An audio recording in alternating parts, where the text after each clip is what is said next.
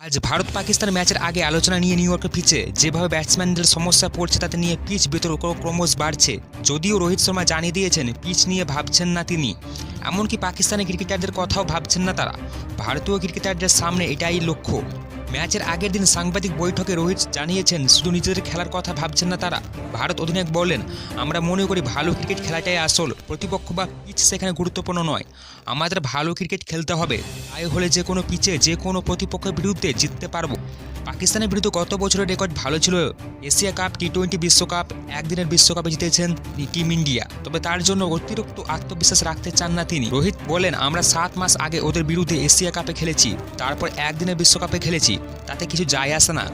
Bharat Pakistan match এমনকি এরকমেরই চাপ, যে দল চাপ মোকাবিলা করতে পারবে সে দল জিতবে। আয়ারল্যান্ডের বিরুদ্ধে ব্যাট করার সময় কাঁধে চোট পেয়েছিলেন রোহিত। সেই চোট এখন কেমন আছে তাও জানিয়ে দিয়েছিলেন ভারতের অধিনায়ক। তিনি বললেন, চোট তো লাগতেই পারে, আসল হচ্ছে দলের জন্য খেলা।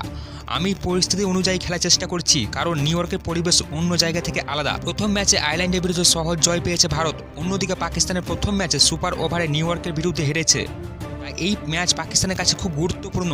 ভারতের কাছে হারলে বিশ্বকাপের কোয়ার্টার ফাইনালে যাওয়া কঠিন হয়ে পড়বে বাবরদের। ভারত আবার চাইবে পাকিস্তানকে হারিয়ে কোয়ার্টার ফাইনালে এক পা দিয়ে দিতে।